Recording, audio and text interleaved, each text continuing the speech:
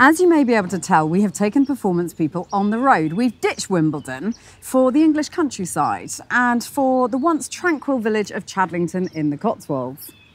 You've got it. We're at Diddley Squat Farm, where Jeremy Clarkson has become TV host, farmer, and all-round Lord of the Manor. And in a fit of generosity, he's given Kaleb the morning off tractoring so he can join the conversation. These two performance people have become farming royalty.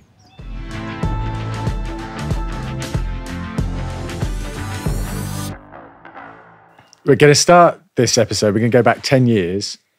Georgie, you know this story. Kaleb, you don't, and for the audience. That's because he was two. I was in there. Yeah, you were still in your nappies. Jeremy, you and I, this is the last time we did anything in front of the cameras, we were in New Zealand. Yeah. And we had this race. You were in a rent-a-wreck. Yeah. I think roughly 200 miles outback New Zealand. It was around North Island. Yeah. And we were in a 45-foot racing boat. Yeah. About 100 miles by sea. Yeah. You were on your own. We had James May. I know. And we won. And I haven't seen you since professionally. So, I haven't. Yeah. I haven't. Yeah. No. It still remains one of the happiest days of my life because I said goodbye to James May in the morning and he was James May, you know, just James May. And then I don't know how long it took, maybe 8 or 9 hours or something of that nature. It took a while. And I met him on the beach, the finishing point, on the other side of New Zealand.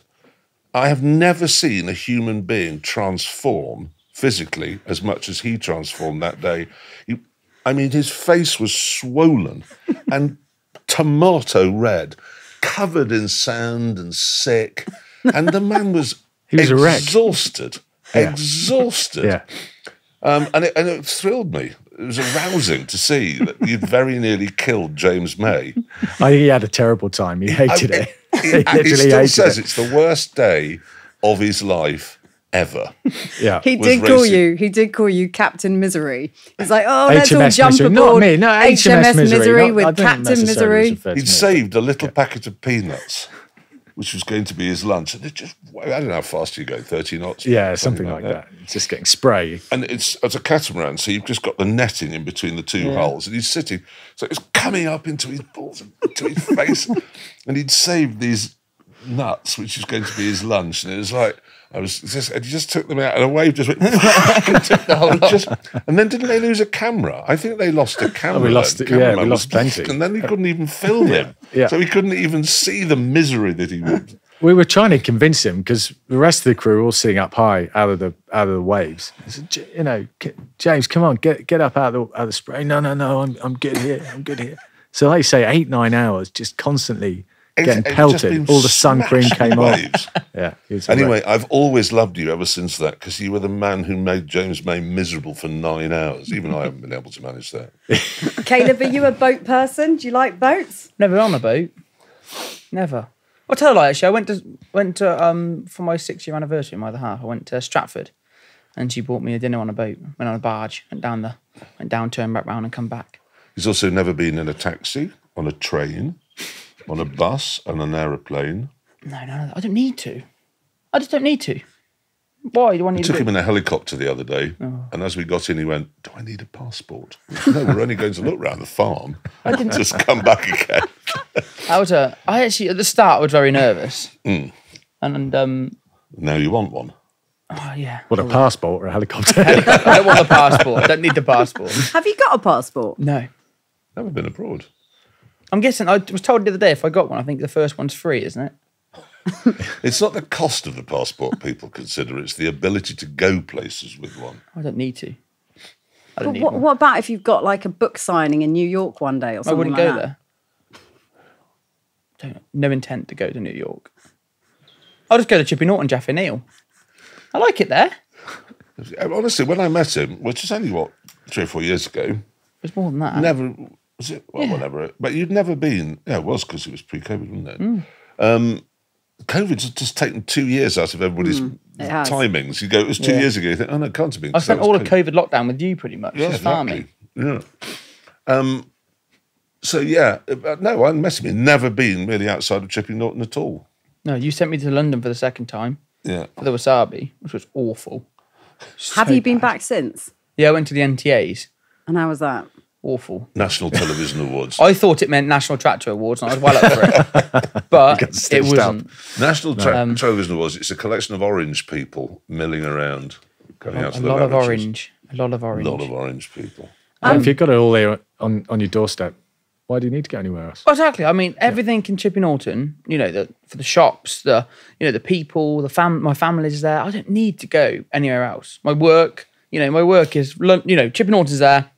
All my work is around it. I'm very happy. Don't need to.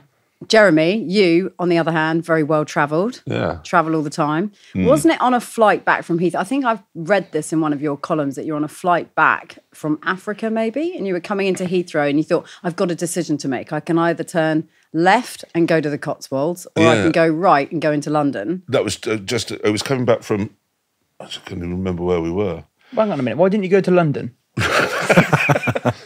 It was extraordinary. I think we were in Mozambique and it wasn't, it was Dar es Salaam, just remembered. So Zanzibar.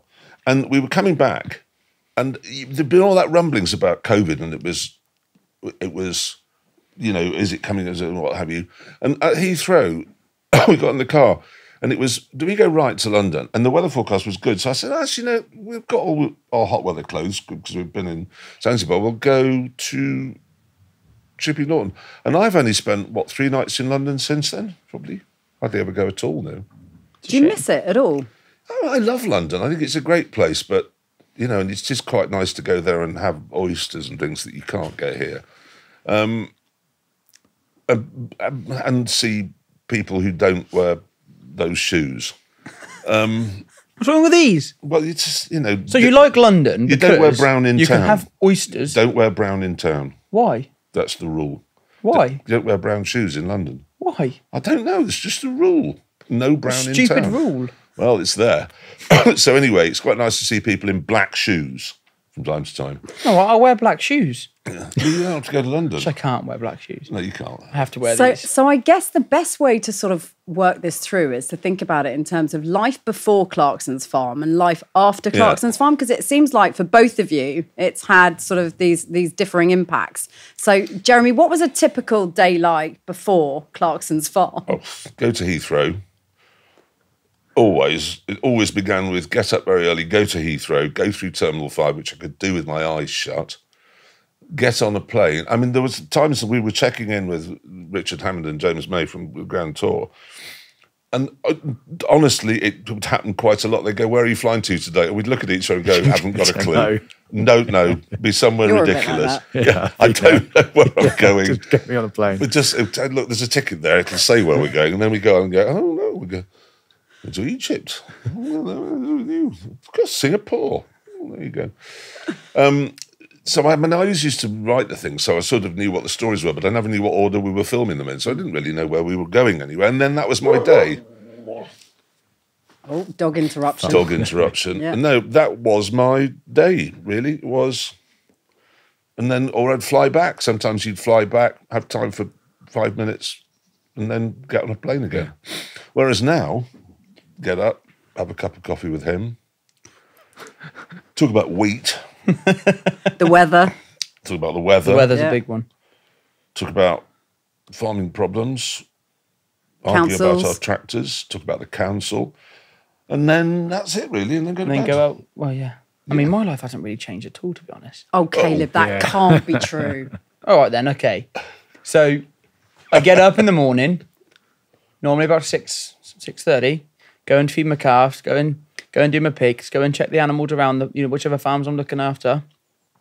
And then go, right, what am I doing now? Okay, today I'm going to go cultivating. And then normally have a chat with him about some stupid idea that he wants to do. Yeah. And then you go... say you can't do it because you've got to go to Bath to do an after-dinner speech. Hear me out. Hear me out. I've got busier. I have got busier. And then I would then finish the farming and then go and do an evening with Kaleb.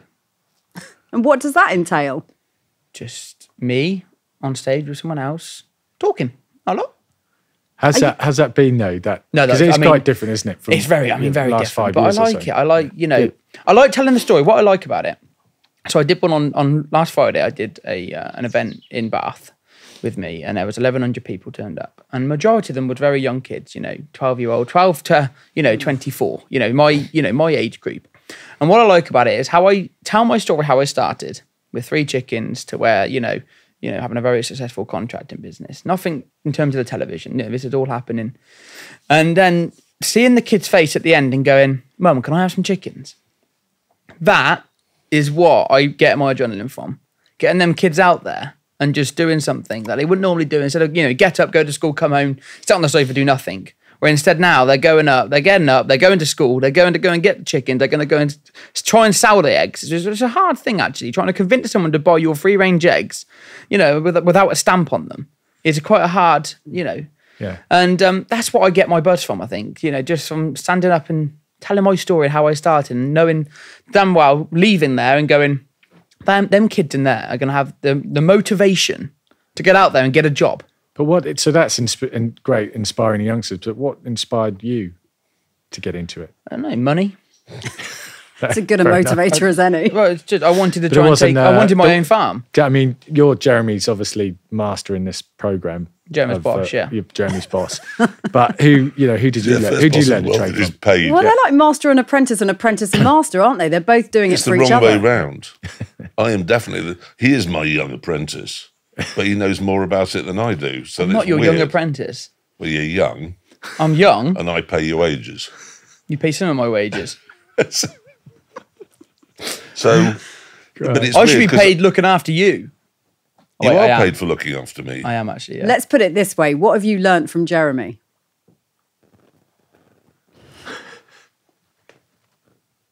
Editing. Television.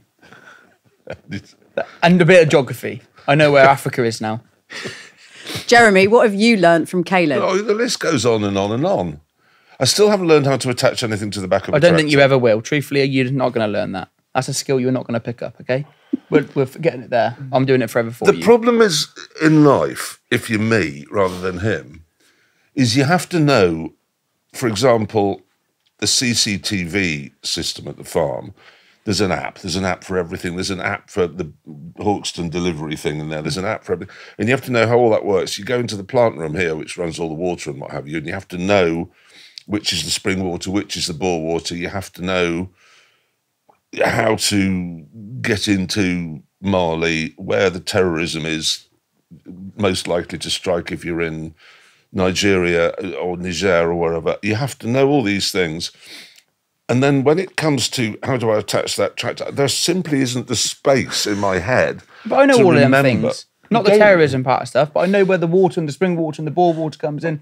I don't know I know how to get onto the CCTV, but I don't intend to look on it because I don't want you to get up to at night. But I know all of that. I just don't know where the terrorism in. No, I know, but there's a lot of things that you have to think about all the time, and then I just haven't got the capacity, and I'm just not practical. That's the problem. I mean, some people, he's one of them, and there are people like this in the world who can look at an attachment there and an attachment here and think, oh, I can see how that goes together. Yeah. You're not that person. You can't. What are you talking about? Absolutely terrible at anything. You can tell the wind direction and the wind speed, but you can't. Yeah. Yes, exactly. You can navigate the weather and sailing, but not. There might be some. I reckon I could be a good sailor. Oh, yeah. I could. Well, we'll get you to come down. Come down. I wouldn't be like James May after the end of it. I don't know about that, Kaleb. No, trust me. I've got it in my bones. Yeah. What sailing? I feel it. We'll sign you up. Norton, famously near the sea. In fact, today, landlocked. Can you bring one of your boats to like look, one of the lakes? Ellen MacArthur, Derbyshire. True. Most landlocked. No, I think we're about as far from the sea here as it's possible to get. Yeah. Meridian, it's about 70 miles to Western Sydney. Yeah, but interesting. You are using a lot of things that are, I mean, farmers, obviously, the variables of the weather and always thinking about... I know when the wind's too high to stop spraying. Yeah, that's not a million miles away from how you have to apply yourself to sailing when you're reading the wind and everything else. I taught you. No, it's true. I mean, the spraying... So I look out of the window now. Could we go spraying today? If what would the you leaves... say? I would say, yes, you can. If the leaves are moving in the tree... you can spray. If the branches are moving, you can't spray. I've taught you well, young one. Oh, old one.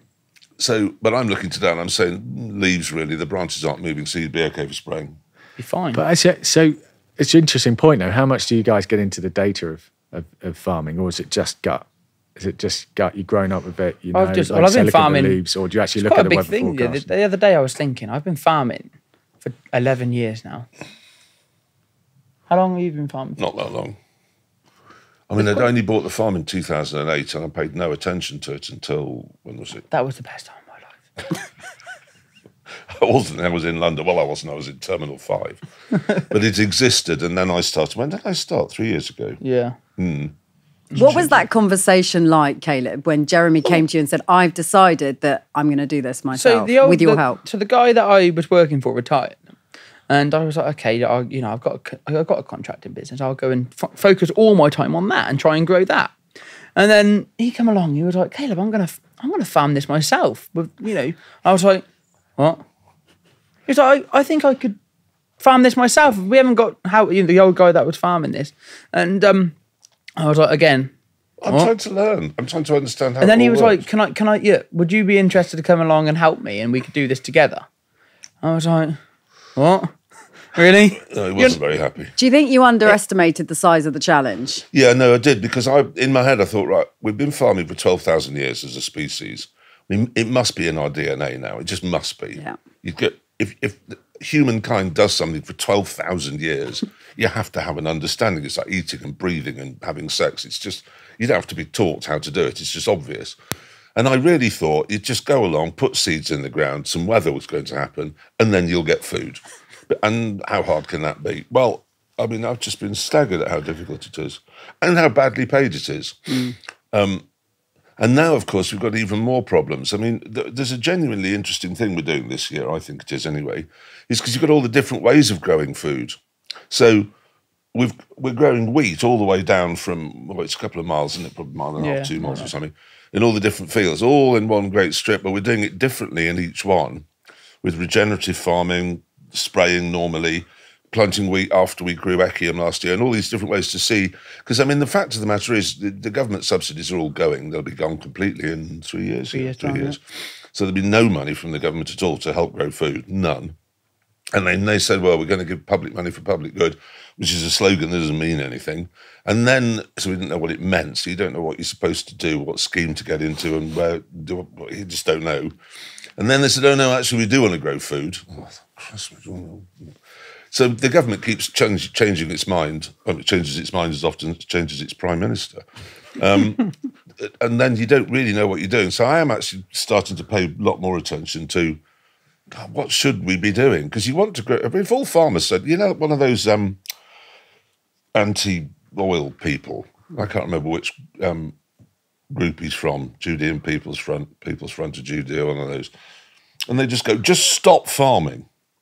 In a protest the other day, he said, farming's the biggest problem with global warming of anything. Just stop it. I thought, all right, let's just say every farmer stopped farming.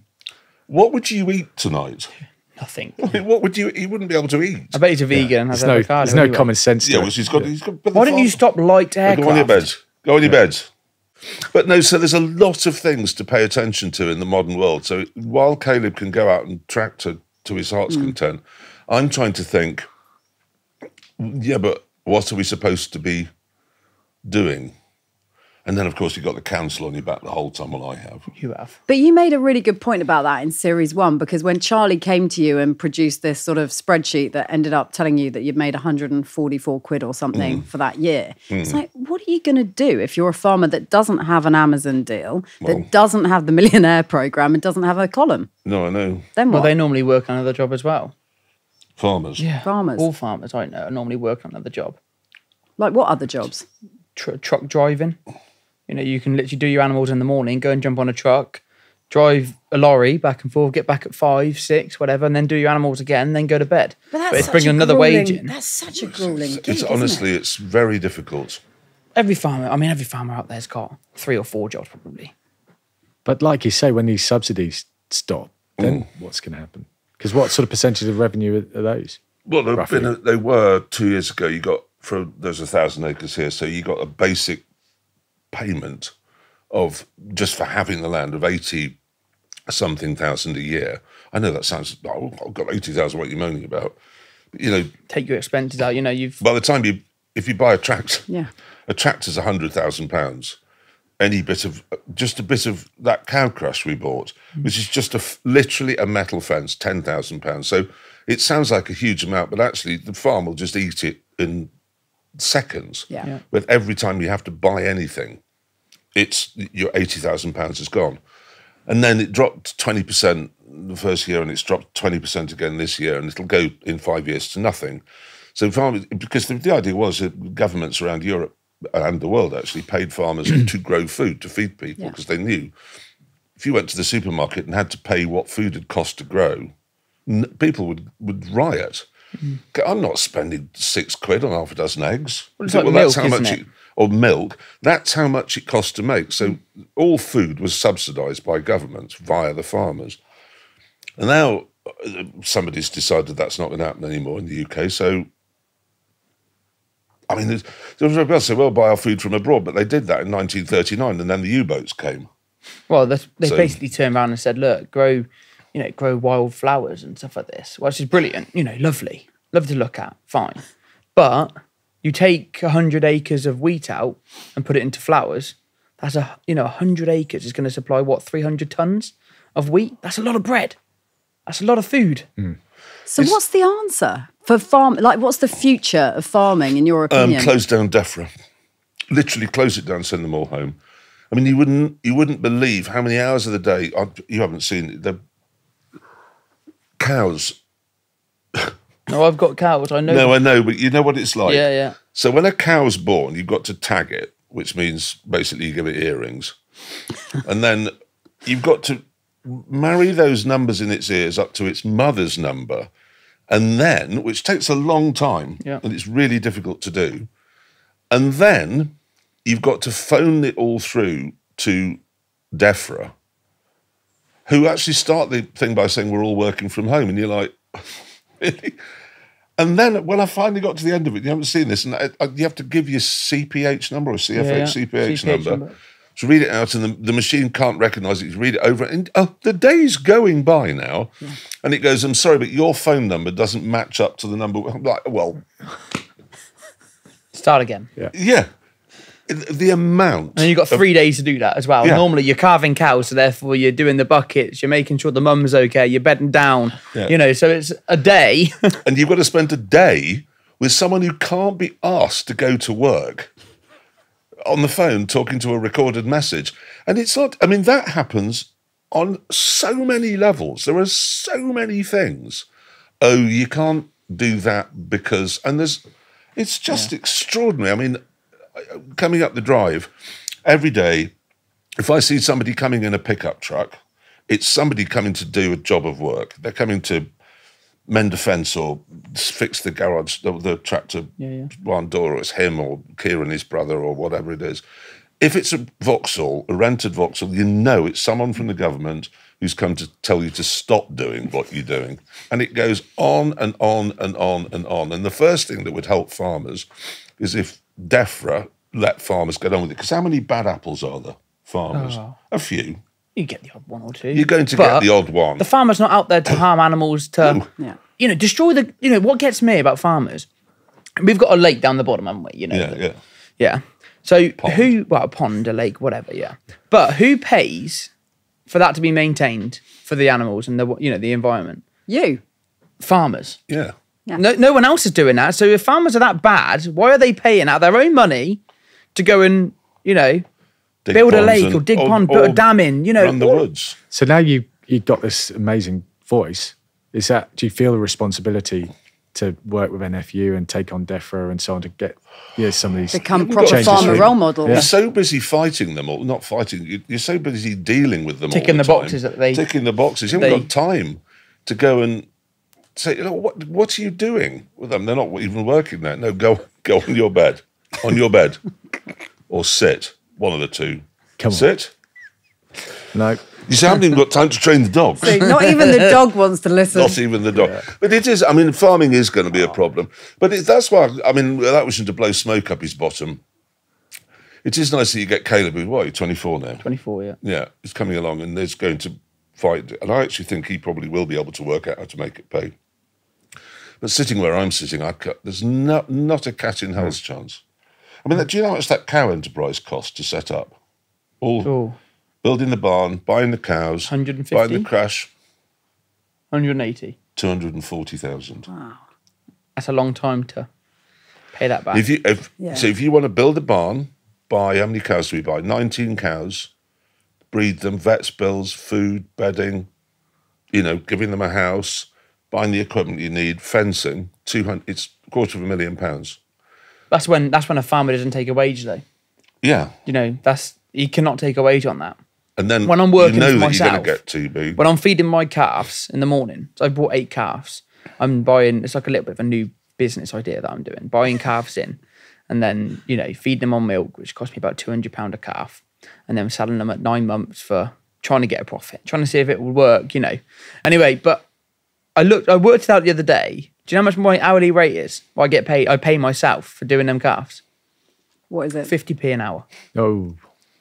Then I can make money. But if I put myself at £10 an hour, I don't make money. I lose money on the calves. You've got a really entrepreneurial streak, haven't you, though? Yeah, yeah. It's weird, actually. When I was in school, I could sit, I didn't like school, but I'd go and sit in maths, and they were going, right, what's 10 times 10? I'd be like this. But get me out there and go, right, okay, you've got 8 cows. 8 cows. And say no, but you're right. Georgie's absolutely right. 8 cows plus, whatever. How many is it? Straight away, bang. Yeah. Or work out if you've got, Kaleb, you've got 30 eggs to sell. Yeah, this week. Yeah. How much money are you going to get? Well, you work out 25p, put them into sixes. How many sixes? I could just do that. I could do the maths and do the money.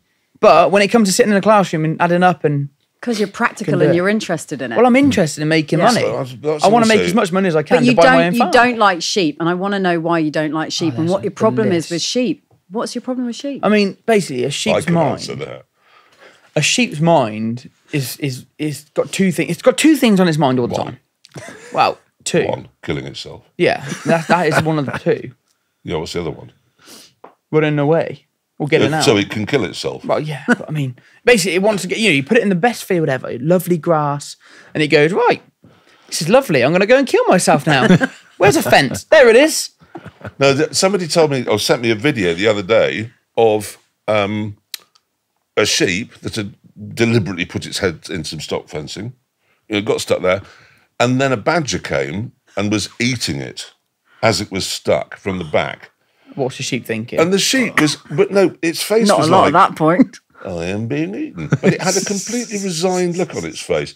Do you ever see that in nature documentaries? With Attenborough, when there's a deer being eaten by a lion, it's always going, being eaten by a lion. But a sheep thinks like that. It was, and it goes, yes, good. I've done it. Yeah, brilliant. It's not just dying. A sheep wants to die in the most gruesome and revolting way possible. Yeah, it wants maggots to come, really. It loves that. But as much as you don't like them, there was some real poignancy with you and those sheep. I mean, I know in the end they ended up on the dinner table. But but in the journey that got them there was some real quite touching moments. They were the Rams, Wayne and Leo. Yeah. Well, we still got Leo. Wayne obviously died, but because he just went, I need to die today. Well, I'll twist my intestine around. Lovely. And then it was dead. But even in death, they were annoying. I had to go and load it up. I ate the mutton. Remember, I ate the mutton of those 3 that went off. God, I got hot. It was really bad. Never get. So I was like, even in death, they're being annoying. Properly. And it was when Wayne died, and we rang the vet to see. We've got to find out what's actually killed Wayne now. So I think it was you who rang the vet, and he was like, "Look, bring a bag. We've got this dead sheep. We've got a bag up. Can you do an autopsy and find out what's wrong with it?" And the vet turned up with this tiny little bag, and he's like, "Well, I thought you meant it was a lamb." And I was like, "No, mate, it's a ram." And he bought this tiny bag and he's trying to put it in and he could fit the head in it. And I was like, look, so I had to go and get, it was half a day I spent trying to get that sheep up into a back of his... Sheep are really difficult. They're surprisingly difficult. The escaping is quite, because that's the other way. You do give them a really good field and all they do is want to get out and go and graze on the road so they can be run over and burst. That's what they do. They're just unbelievably annoying. So I know how I do my talks, going back to the talk, I go, right, before I start going about sheep, if you do sheep farmers in the audience, can you put your hand up? And they normally go, yeah. And I get up and bow to them. I'm like, you need that. That is what you need. Your day-to-day job is that hard. You've come to have an evening here, sitting down for an hour, and you're going to go back and all your sheep are going to be out. Fact. I feel like you don't need to, but do you ever give Kaleb any advice onto how to handle those sort of public speaking or the fame game or any of that? Do you ever point him in the right direction on that stuff? He's because even though he doesn't know anything, he's got quite an inquiring mind. So yeah, when you first start, and it's something like commercial activity. It's very tempting when you're 22, 23, and people come along and say, do you want to have this money for doing this? And I would say, you need to be very careful. For every £100 you earn commercially, you'll lose in the long term £100,000 because your career will. I mean, I'm still here. What am I? 62. So I've been 40 years, I suppose, doing it now. And I'm still here because I never took. You pay for your watch, you pay for your car, you pay for your shoes, you pay for everything, and no one can ever accuse you of taking the corporate shilling. And then I explained this, and he was a bit sort of, what? But I said, honestly, it will pay off in the end. Once you've got credibility, if you start messing around with people's heads and going, buy this amazing new seed, so it's tricky. So he is very interested, aren't you, in that kind of thing? Yeah. Because it's so easy to be swayed. You get an agent, the agent's on the phone, and come and open this, and you think, that's fine, I get paid 50 quid, and you go, and then you just think, oh, God, do I want to be opening super? And you don't. You want to be farming. I want to be farming. I spend 85% of my time out there. You said that's the goal, right? To have your own farm. Yeah, that is my dream. Brilliant. So, you know at the start, when Clarkson's farm came out for the first time, and I said, look, Jam, I need some advice. People have offered me a lot of money. This could potentially buy a farm. And he was like, look, give me the advice. You give me good advice, and I'm very grateful for that. Wait. And I was like, yeah, I could buy my farm. And then he was like, wait. So I turned everything down. And I'd still turn a lot of stuff down. That's very brave, isn't it? It takes a lot to do that. But you know this because you're from the television world. How many presenters have you seen take the corporate shilling and last 18 months? Yeah. And then they're gone. I mean, think of all those names that were pretty much household names in, I don't know, the 80s or the 90s or the noughties. And then you just go, oh, I remember Well, look at reality TV stars, right? They come along, they open a load of supermarkets, and they're gone. If they're, reality generally, although that's you. This is actually a reality show. Yeah. But, you've got to just be careful and go, I've got a skill set, and my skill set is farming, and that's what I'm going to do. Yeah. I can write books about it. I can appear on television doing it. And if everything's real and honest and sensible, you'll go on and on and on and on and on. And the longevity is what pays ultimately, not a short burst of success. Have either of you seen Below Deck? No. I'm aware of it. And all I think is, right, if they've got the cameras into a boat, it's not real. Okay, so on Below Deck... And they're wearing microphones and you're on a boat. That means no one can fall in the sea without somebody saying, whoa, stop, can I just put an aqua pack on your microphone? Yeah. But on Below Deck, they've got this very... That's exactly what I'm on about. Kaleb, they've got this very glamorous crew, right? It's a very glamorous crew, and you're sort of watching the way in which they live their lives, and it plays out with various revolting guests that turn up on board the boats, and it's all super yacht, mega yacht world. But my point being is that you kind of see the superficial, you see the surface of that. You don't see what's going on completely behind the scenes because you never get to meet an engineer on that program. And I don't believe a word of it anyway. So somebody comes on board that boat, they've chartered the boat, they come on board the boat, there are cameras everywhere, and what, they're going to behave. You're not going to be yourself, are you? If you know the cameras are on you, you're not. But with the farm, is it what we see? Is it this gang of people? Or how many more people are there behind the scenes making this thing happen? You see everyone, don't you? There's no one else. I mean, truth be told, you wouldn't need it. There's him. I mean, you could do this farm. Yeah, I could do it on my own. Yeah, you could do it easily on his own. And I'm just trying to learn because I want to know. What they say in terms of the farming world, there's 600 acres.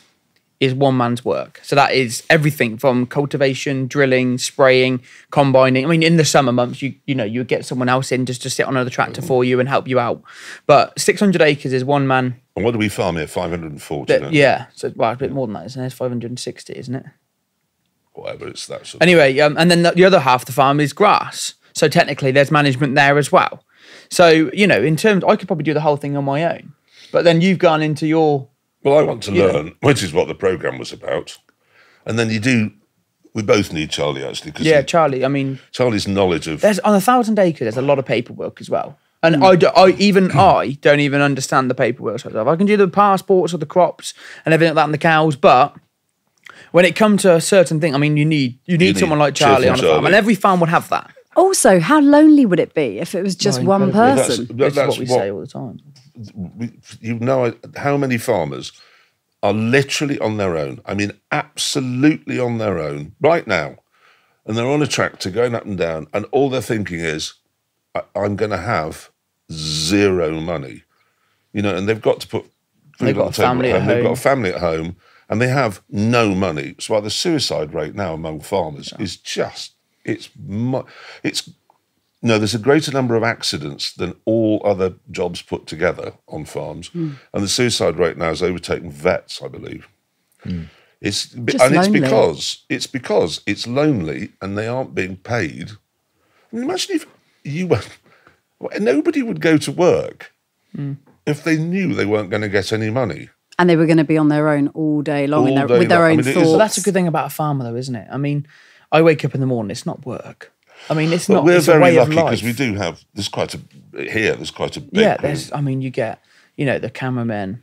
It's just the crew is amazing, isn't it? I mean, I get on with all of them, and ever since the first time I turned up, I turned up the first time very like, oh God, what's it going to be like? Because I've never experienced television, and you've done it for 40 years, and I turned up going, God, and all of a sudden you go, you right, Muppet? He's like, and the cameraman's coming up to you, and then that's it. You're part of the team. You're part of the family. It was like, I mean, last night it was a really surprisingly warm evening for this time of year, and the sun was going down. It was autumn colours, and so the main cameraman Casper was out and about.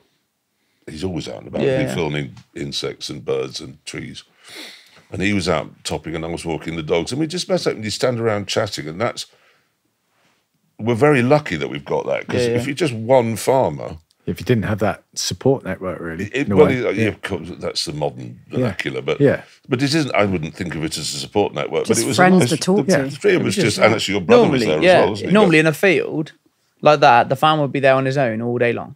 Where actually I was in that field. But this could be Jeremy come along. This could be you in 30 years' time. Hopefully, sooner than 30 years. What would I be then? I'd be 40, 50. I'd be still doing it myself. I'd be too stubborn to have someone. But you still got that passion for it, right? Oh God, yeah. I mean, my end goal here is to buy my own farm, and then that is where the dream is. But the day I wake up on my own farm, walk out the front door and go, that field there, I'm going to plant wheat. Not because anyone tells me to, because simply I want to. And then I can go, right, in that barn there this year, we're going to go and get some pigs or get some, and I'm going to try and make money out of that. Or go, that is when the dream is complete. And you haven't got this guy getting in the way. Well, he can be around, but he's just not allowed on my farm. No, because, I mean, you are doing very well because there's an awful lot of people moving to this neck of the woods from London. Yeah. I mean, you must be very proud of him because actually that's, like you say, all the trappings and the all of that is there on the table laid out of fame and what that brings and everything else. And actually to step back from that and say no and be prepared to do that while it dangles. It's sensible because I know he's got the long term. He wants to buy a farm. And actually I want him to buy a farm almost more than he wants to buy a farm. I can get someone less argumentative to run this one. No, you still have me here because I still need to work full time as well as have my own farm. You have to pay for your own farm by working on somebody else's. But that's what I was saying. There's a lot of people moving out from London, and they've all got 50 acres or 100 acres, and they don't really want to farm it, but they do need it looking after. And that's that's what I built a business around. Built a business around a lot of Londoners moving out here. You're sort of lucky to have each other, though, aren't you? Yeah. Yeah. Oh God. No, definitely, because I couldn't have done. I mean, I like farming, but I like the television side of stuff as well, and he teaches me. So, I mean, the television, the different, from a very young age, I was like, right, you go on a path, you're walking down a path, you hit an obstacle, you go through the obstacle and get to your next dream or goal. Yeah, well, I've done that.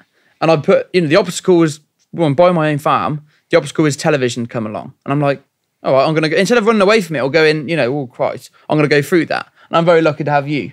Don't drop a tear here because I'm being nice, but... What do all your mates think of it? What does everyone think of it who knows you? What's your brother think about it? Doesn't really faze him, to be honest. My brother's just, he's younger than me and I've taught him everything. So he started exactly the same. He just didn't do the whole business side of stuff because I set a business up very young. He'd come and work for the business and help me run the business. I say work for the business, it's a really bad word because actually he's equally as he's exactly like me, really, but just a little bit quieter. Much quieter. Yeah, you know, he's Much yeah. nicer. But you know, in terms of farming, I taught him everything he knows now. I taught him. He didn't go to college, didn't really go to school. He come out of school and go and look, okay, I can have a job. I said, well, I haven't got one at the minute, but I can try and find you a job, help you find one. So I found him a job. He started on a dairy farm. And then I said, look, I've got a job now. Would you want to come and work for me? And he was like, yeah, okay. So he come along and joined, you know, my contracting business. And then from the very start, he's been there. So therefore, he's part of the furniture now. You know, he's, you know, everything he knows about driving a tractor, spraying, drilling, I taught him. So, you know, that's why I'm going to take an apprentice on. And as soon as I have my own farm, it's going to be full of young people. I'll make money somewhere. Yeah, exactly. Saving money on labour. What about derailing books? You can make quickly. money on books now. Books are good. I mean, The World According to Kaleb. I mean, it's kind of so wow.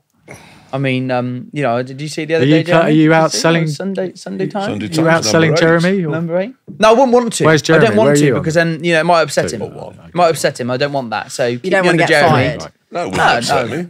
I wouldn't No, get fired. other tractor He drivers couldn't are fire me. available. He wouldn't fire me. He couldn't fire me, actually. That's I a wouldn't. fact. Genuinely, I would like Kaleb to buy a farm, and if that means selling a lot more books, best will in the world. It's lovely to have a #1 bestseller. Always nice. You know that one. It went to #1. Now it's #2. Fine. He's nicking a load of sales off me, but I actually don't need any money from books, and he does. So it's in some ways it's good that he is getting it. Yeah. And if, you know. So I was quite. What's good the top tip from the world according to Kaleb? It's not really top tips. I mean, it's my view on different things. So the thing I like about it, yeah. So how the book, you know, I was in the tractor going up and down and I went, you know what? I wouldn't, you know, I'm famously known for not reading books. You know, I don't read. You know, I haven't got time actually to read. And I went, why not just write one instead? How hard can it be? So I got myself a little recorder. So I was in the tractor going up and down and going, right, my view on London. You know, the second time I went to London, I know. So, for example, the idea comes. So I went to London for the second time after him sending me to sell wasabi. And I was in Mayfair. And I remember, you know, I've got a big fear of big buildings, actually. And I think he caused that. Sent me to a place unknown and, you know. It's called the Shard. Yeah, it's not scary. in Mayfair. Anyway, no, this was in Mayfair, the idea. So I looked up and I remember seeing a tree on top of a building. And the first thought that come to my head, you know, around here, I can go and that tree out there, you know, 20 foot high. It's going to cut, you know, it's going to take half a day to climb it, cut the limbs off to make the tree healthier. You know, it's half a day's work. And I'm 15 feet up in the air. Now, I was there and the first thing I thought, I was like, right, I've got to get an elevator, go 1,000 feet in the air, and then get the gear on, climb the 15-foot tree. Therefore, I'll be at 1,015 feet in the air just to prune a tree. That, I still cannot nuts. get. That is London. It's crazy. I mean, how you get a tree to grow on top of a building is insane, but, you know, trying to prune it. I want to see this 1,000-foot building in Mayfair. Well, I don't know. It looked 1,000 foot when I was sitting at the bottom of it. So what can we look forward to in season 2? What are the key sort of takeaways from Well, season 2? two we changed. We still got the sheep, but we got some cows, which are much nicer, aren't they? Oh, I love cows.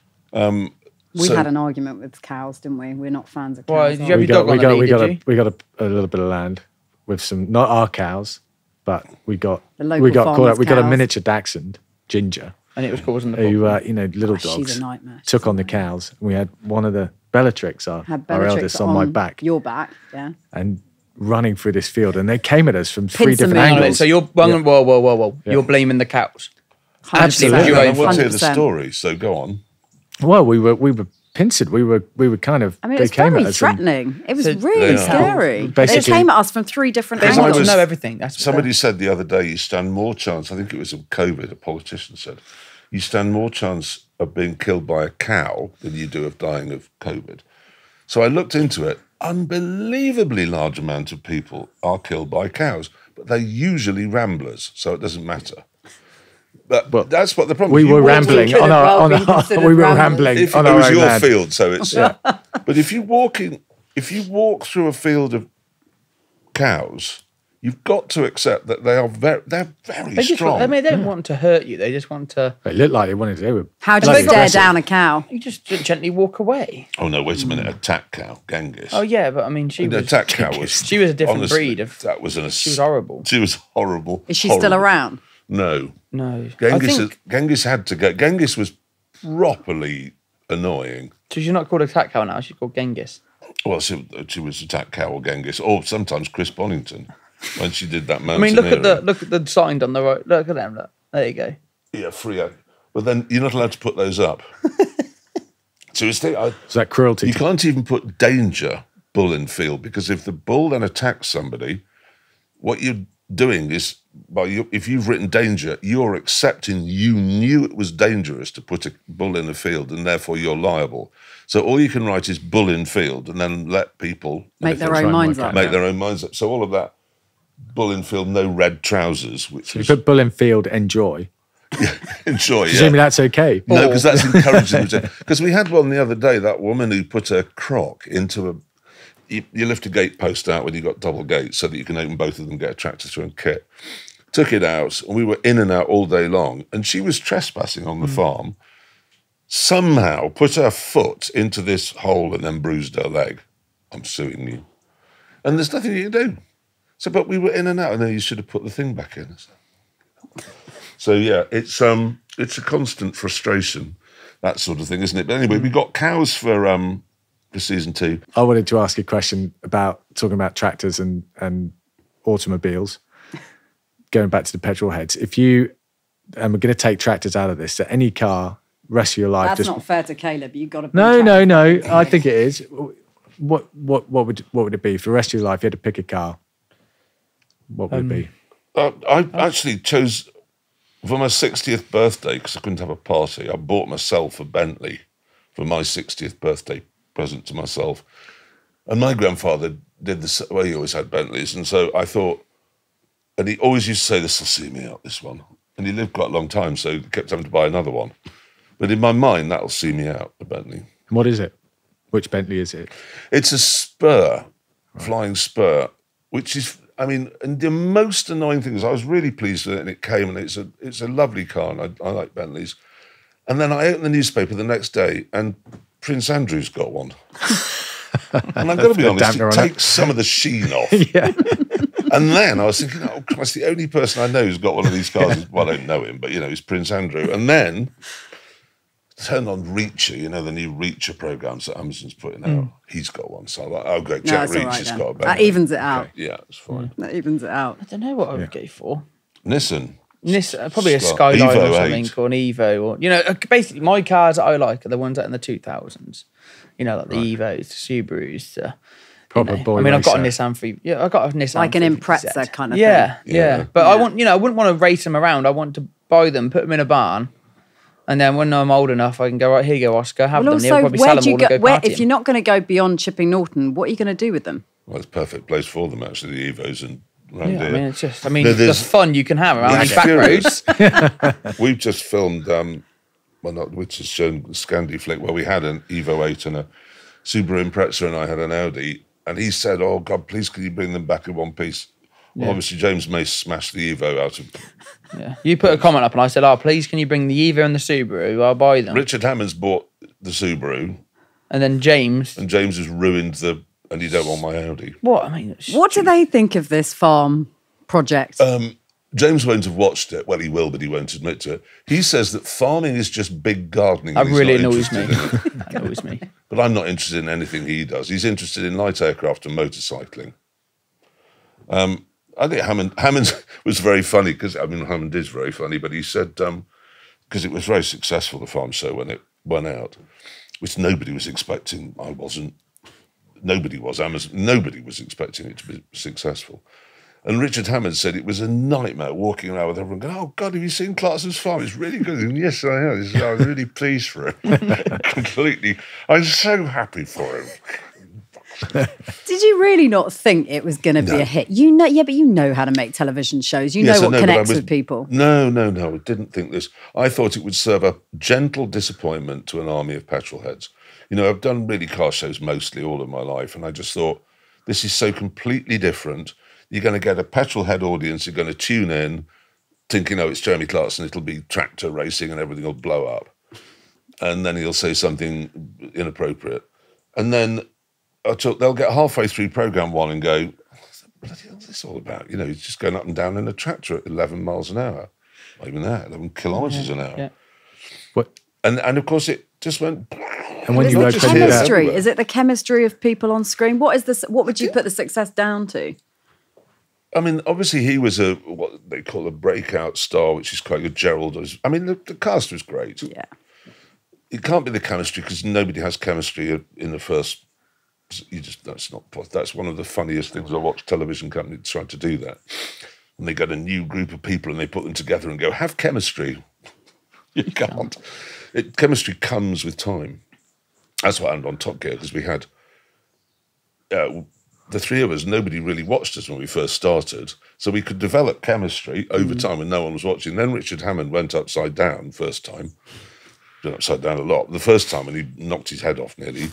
Then everyone started tuning in, by which time we'd already become a fully formed trio. So It's like the Beatles at the Cavern Club. Well, that they've been in Hamburg, you mean? In Hamburg, exactly. Yes, exactly. They were able to 10,000 form hours. themselves into a band and practice their art away from Britain. Yeah. Exactly that. So we'd done that, and then Hammond went upside down, which I thought was taking one for the team on a really big scale. So. And he made it very, very popular as a result. And it's the same. So I don't think it's really the chemistry. I think it's there, but it'll come. That comes with time. I think, honestly, we were the first to come out with a programme that featured COVID, which because we kept filming through it. I think people didn't know they were interested in farming. I think a lot of people suddenly thought, and particularly just after COVID, when a lot of people had moved to the countryside, and then suddenly there was a programme on kind of how the countryside worked, and they thought, I always wondered what those lines were in fields, and I often wondered, and then the sheep were obviously... awful to own, great television. It's not like that. I mean, the cows have been the other way around, actually, haven't they? Easy to own, quite boring television in some ways. I don't know. I think they've been... I mean, no, they escaped on day one. Actually, they did escape a lot, didn't they? They've escaped quite a bit. I got an ice cream when they escaped last time. You did? That was a great one. Somebody came, knocked on the door and said, your cows are on the road. Did you call me up? Well, I called him, couldn't get through. Oh, bloody hell. And it was dark, late, probably 11 o'clock at night or something. So I went down and they were indeed in the middle of the road. And all I had with me was Lisa's youngest daughter. She's not a natural cow herding person. She belongs in London. Yeah, she's very much, London. So we managed to kind of put the car in the middle of the road, this hazard warning lights on, like if somebody's kind of, God's sake, slow down because you won't see there's cows and all that. And then you look and think, I couldn't find the hole in the hedge through which they'd escaped. So I thought I'm going to have to walk them down the road, all the way up the drive. It's a good mile, isn't it? Back into that gate up there, get them back in their field. Then I'm going to have to go down to find how they've got out and then repair that. And I couldn't. And cars were coming and the road was stopping. And one of the cars was an ice cream van. So while I was just standing there, the man just went, you want an ice cream? I was like, yeah, that'd be nice. So we stood, then you turned up and he got an ice cream. And then I went, right, go that way. Oh, I'm to bed now. I finished at like 2 o'clock in the morning. Yeah. While he slept. What's Jeremy done for farming? Someone wrote that he had done something like, what was it? For, 30 years of Countryfile have basically been told in. He's done more for farming than 30 years of Countryfile in a year. He's helped put farming on a map. Yeah. Because I don't think anybody realised just how difficult it was. I don't think anybody realised he got 144 quid. 50p. He didn't make the map, but he helped it. Helped show it to the world. Yeah. No, I mean, that's That's worth having. Well, it was, because Countryfile, it's much better now than it was. I like to think, actually, we've altered Countryfile, because there was one item they were showing a few years ago where they'd got this hippie woman, hairy armpits, the whole 9 yards, and she'd taken the presenter into a wood, which presumably was trespassing, I imagine. And then she said, right, now lay under a tree and hum. Can you feel the energy? And this presenter was going, yeah, no, I can. I said, no, you can't, because you can't feel the energy. You're stupid, there is no energy. And they lay there humming, and I just thought, this is primetime television, and it's supposed to be out that countryside. Mm. What are you doing? Anyway, they sort of stopped doing that, and Adam Henson's got a lot more, because he's great, I think, Adam, isn't he? Yeah, he's good. So, I think he's helping. Well, he's been stuck behind a script, and also this Farming Life on BBC Two. That's also really good. That's really good. I mean, there's Really some bad good. farming programs out there. There's some bad farming programs out there. Yeah, no, there's been one or two, but this Farming Life's good. But this Farming Life's it's amazing. good. It's getting some traction now on television, and I like to think we were a little. I think it's one of the most important things out there. I mean, without farmers, you're not going to eat. I don't think people realise that until they watch your I programme. mean, I want to know where my food I don't think they comes realise from. where farming fitted into their own world. Yeah. I think a lot of people think farming is either, and I like Kate Humble. This is not a criticism of Kate in any way, but you know, there's scenes of her with a little baby lamb and fresh straw. You know, It's not always like which that. is no, it's not. And so people thought some people thought that's farming, and then the only other sort of farming you ever saw was on the news when they'd smuggle cameras into an American beef farm or something. beef farm, and all the cows are all like this, or the pigs or whatever.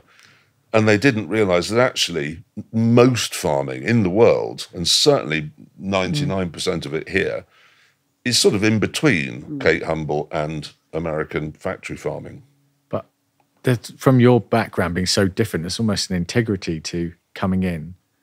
And when you talk about the topsoil issues with the topsoil, and I know you were talking the other day about birds and the environment in general, people are going, well, this is a guy is a petrol head, really. And now he's talking about the issues in the environment. And in some ways, that's got more integrity than almost an expert, because you wouldn't need to talk about I've always liked birds, haven't I? I'm always he's banging on probably about Twitch, birds. So It annoys me.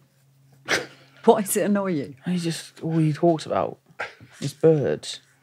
I'm like, yeah. Okay. how do I monetize that finch? You can't. Not unless you're French. I'm can't thinking, monetize it. How can I make money off that? Yeah, finch? I saw a great just a shrike the other day. A great grey shrike. Got it out in the end. I was so excited. Nobody else could seem bothered about it. But I like birds, don't get me wrong, but there's a point where like I'm in work mode and trying to earn money mode, and then he's coming along going, really. look at that. When was the last time you saw a blue kite?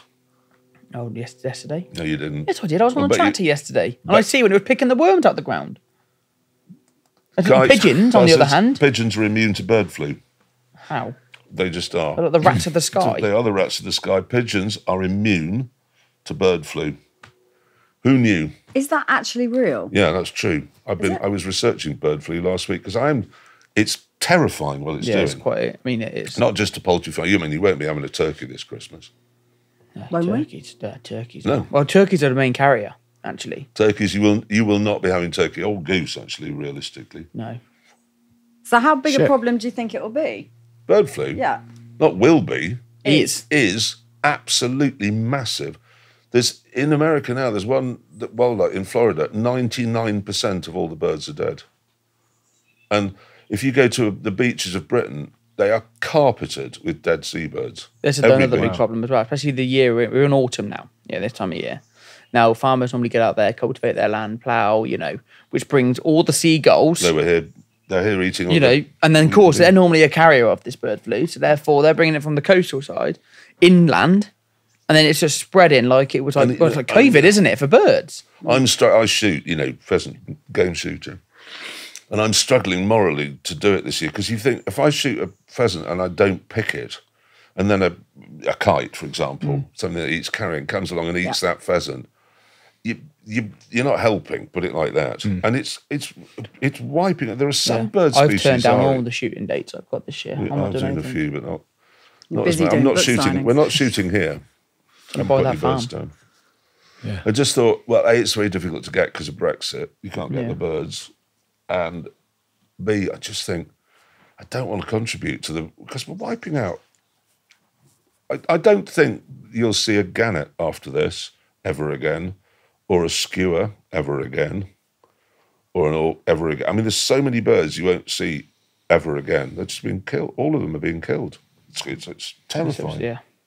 It's terrifying. Why isn't it a bigger story in the news? Because there's quite a few other stories that are even bigger. PM. When you've got war, runaway inflation, the sixth biggest economy being battered around by incompetence, you've just got Big stories. big stories everywhere. Yeah. Somebody comes along and says, you see how many dead seagulls there are? Everyone goes, yeah, right, it's not very interesting. Let's hope it's not a watch this space thing. Well, if it mutates, it will do. I mean, the majority of farmers haven't been told to shut their chickens up, but they are. We have. Yeah, every farmer I know is one. But okay, we can see this coming, and there would before the government go, right, everyone shut your chickens up. It's a law now. You know, if you see your chickens out, we're going to get fined. Well, actually, farmers have already done that now before they've even been told to. Ours have been locked up for 2 months, don't we? Yeah. We should have locked ours up during COVID. Don't go on to the Are chickens. they all dead? I got very attached to them. Wasn't the bird flu that got them? No, Fox. Yeah. not us. You should have went round peeing around the outside. Ah, Right, yeah, note well, I to sort of self. did try that, but Did you? yeah, it didn't work. It didn't work here either. Yeah. Oh, it's sad And actually actually because you cats get it quite well. attached to The chickens because cats, they've got the, really quite foxes. They are special wicked, aren't they? personalities. I mean, in my yeah. book, chickens got a massive part in my book. They're wicked. I mean, I started my business with chickens, so I have a great love for chickens. But it gets to the point where, you know, I mean, they're brutal. Chickens You are thought I was brutal. so stupid getting How chickens many in did the fox lockdown. get? All of them. No. We have 4. No, we've got one. Oh, no. One no, survived. Maureen was okay. Yeah. She Did you eat that one? survived. Maureen You can't was leave Maureen, on, so- Maureen went No, on we had holiday. to transport Maureen to a friend's house, also on the Isle of Wight, with the whole premise that the others had gone on an earlier vehicle, so that when our daughter woke up, she was like, why have they all disappeared? We were like, no, this one stayed to say goodbye to you before you went off to New Zealand. It's like, this whole Meanwhile, big storyline I'm expanded. running around the front garden trying to pick up all these feathers, and this is decimation. We It's did horrendous. exactly the same thing. I can't remember whether it was rabbits or guinea pigs, but broadly the same when my children were very little. And we came back from being away somewhere. Oh, I've got to go and see I think we were guinea pigs. Let's see the guinea pigs off. They went to see Fluffy and Snowy and whatever they were all called. Daddy, they've gone. And sure, cage completely empty. And I thought, well, I know what's happened, but I won't say that. So I said, what's happened is they've just decided they loved you very much, but they've met a load of friends and they've gone down to live in a stream with the voles and all the, you know, the lovely little animals, and they're having a great time. Oh, they're happy. Oh, yeah, they will be happy. They miss you, but yeah. And the next morning I was walking around and I found half of one of them. Oh, no. And then thought, oh, God. So I had to get everyone over. We combed the garden with the because if they find half a guinea pig, my story is going to be attacked. I haven't got to that point yet, but if Oscar ever, I mean, he comes out and points at the piggies, and I'm like, yeah, they will one day be in our freezer. Yeah. Yeah, but I'm guinea pigs, well, you can actually. They eat them in Well, my son's Colombia, not having a guinea pig. Ecuador. Not having a We guinea ended up with a conversation which was, there are chickens for eating, and then there are other chickens. So you've got your chickens here, that are the chickens that you have in your garden. And they make that our you can eggs. play with, and they make our eggs, and you go and collect them every morning they're and fox clean food. out and everything else. Yeah. And then the other chickens are the ones that end up seemed on to the work. table. Yeah, but she's savvier than that, isn't she? Because she's currently a Probably is now. vegetarian. This was Yeah. Oh, God. this How was a couple old? of years ago. 6. How's she arrived at that decision? I think it's school. What, they're I think it's teaching school. vegetarianism? No, I think they just all talk about it at school. She's vegetarian for a couple of weeks, and then she sees goes a, back sees a onto sausage or a hot dog, and then she changes her mind, and she's like, yeah. Terrifying. Mind you, there's vegetabilism in your family. Yeah, my other half. Yeah, no, my other half's family are all vegans. Really? But I mean, the What's reason that they- like the round the reason- Sunday lunch table? I just go and take a steak. Like, I'm not eating cardboard. Like, they wanted to cook me this gammon, which is like a corn gammon. No, it's not. It was vile. It was like chewing paper, honestly. But no, they've actually become vegans because their dad. So my other half's mum's dad used to be a farmer, and he was a beef farmer. And but he was very much, if it's a bit of roadkill on the side, we're having that for dinner later. And I think they grew up seeing that, and I was like, we don't want. And then now it's become this. I mean, they were before it's become this popular thing to become vegan. They were that before then. Because of the reason they didn't want to eat that thing that's been hit by a car. And, the squirrel that he shot this morning in the morning. We're gonna have that for dinner. But I mean, they understand that I'm a farmer, and that's what I do. I mean, they come up and go, "What are you doing with the pigs, Caleb?" And I'm like, "Well, Eating them. fattening them yeah." up. And then they just look at me funny and walk off, and then we don't talk about it then. So, guys, based on the fact that this is called Performance People, this podcast, and you two are very much performance people in your own ways, top tip for people every day, a performance tip that they could Say to how yourself, they could be better. Say to yourself in your head continuously, dreams don't work unless you do. That's what I do. Sounds like an Instagram inspirational quote there. I always say it. I just say make people laugh. I just say It's dreams. the most important thing in life. Well, have a good laugh along the way, but dreams don't work unless you do. I mean, people can soon lose motivation. No, to but do I've stuff. never had ambition, because ambition is the most stupid thing. I'll tell you why. How do you mean? I've always, ambition, you will either, if you have an ambition, a goal, right, have ambition, you either achieve that goal, in which case, so what? Well, then what you're going to do? Set another goal. Or you don't, in which case your life is full of disappointment.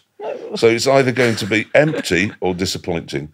I've never had a single ambition in my life, ever, and I haven't got one now. We're What very about to be different people. farmer? Yeah, what? What about to be a farmer? That wasn't an ambition.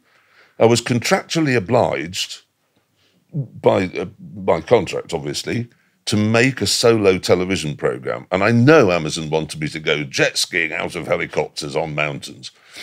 And I just thought, no, I don't want to go through Terminal 5. And I'd met him and I'd met Gerald, and I thought, I reckon there's a TV show in farming. I don't have to go anywhere. That wasn't an ambition. It was, and I'd already decided I wanted to get more involved in the farm. I just thought, well, let's do a show about that. But Brilliant. where does it, if you haven't got the ambition, where's the motivation come from? It's just that you know that's the journey Oh, well, you're I've on. been busy. Well, clearly, but No, I've got not 10 jobs now, because I've got the brewery, Who Wants to Be a Millionaire, Grand Tour, 3 newspaper columns a week, the farm show, and the other 2. I said, Who Wants to Be a Millionaire? Probably not. Anyway, I got 10 sort of most people would call full-time jobs, which I enjoy. But if you take Overwriting. the farm, where do you go with the farm? If you got some, you must have some goals, some targets. I would quite like to make it profitable by the time the government subsidies have Right. disappeared. But it's not really an ambition. It's just, I find it editorially interesting. What it is, it's a newspaper column, ultimately. It is. That's all I ever think of in terms of it's newspaper constantly columns. I'm evolving. sitting here now, you're interviewing me, I'm thinking, is there a column in this? That's all I ever do. There's always a column in something. There's a column in him on his phone, look, while he's supposed to be filming us. There's a column everywhere.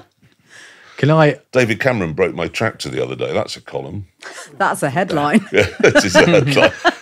He did that. How did didn't he? that Of course happen? again. He just borrowed it to go and mow his paddock, and then Never lend a tractor to an MP. Never. he's not an MP. Wow, people that A wear former them. Prime People Minister. that wear them trousers. Red trousers. Yeah. He hasn't. I don't think he'd wear red trousers. Did he do much Wears damage? chinos Yeah, now. blown the engine. I mean, He blew the engine up on a tractor. Yeah. 1961. How the hell do you do tractor. that? No, think what that tractor's been through, and it's like, I think what it's seen. It's ploughed field all day. It never every thought it day would for be ended that way. A month on 60 end. years, 60 And then all of a years. sudden, David Cameron jumps on it and it goes, 200 you know yards. what? Bang. 200 yards. Yeah. So DC is destruction and catastrophe. Yeah. I honestly thought he'd been hit by a heat-seeking missile. There was so much smoke. Unbelievable amount of smoke. So we're gonna wrap up in a second. So what are you two both doing for the rest of the day? I'm going to write the voiceover script for programs 5 And I will 6 open the of door season for 2, you and put you back into that kitchen. and then lock it so I can't get out again. Yes. He likes it when I'm in their farmyard. Haven't you got a newspaper column to write? I haven't today. I wrote one yesterday. Underdone it. I'm going to go and jump on a tractor and think of more ways I can make money. Very good. Perfect.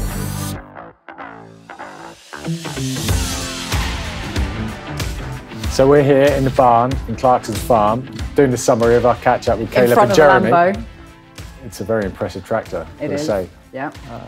Takeaways? Yeah. Well, for me, I can believe Jeremy. For everything he's done and achieved, he doesn't believe in ambition or goals, which I found really astounding. But he clearly makes it work. He, it evolves and he makes it happen, and he makes a lot happen. So, however he's doing it bloody well. Yeah, he's also got 10 jobs, as he said. Yeah. Not dissimilar to you. You're right. How about you? With What about me? What about you? With regards to Kaleb, my biggest takeaway from Kaleb is just how enterprising he is, but also how enterprising he always was. The idea of him getting chickens at 13 and then selling the eggs How many 13-year-olds do we know that are that applied and that enterprising and that entrepreneurial at that age? Not many. Yeah. So he's going for it, isn't he? Yeah, but he's going to be an amazing role model. He's definitely got a goal. For the younger kids, he's going to be an incredible role model. And he's got this goal, he wants his own farm. And that's what he's striving for. Yeah. Which is great.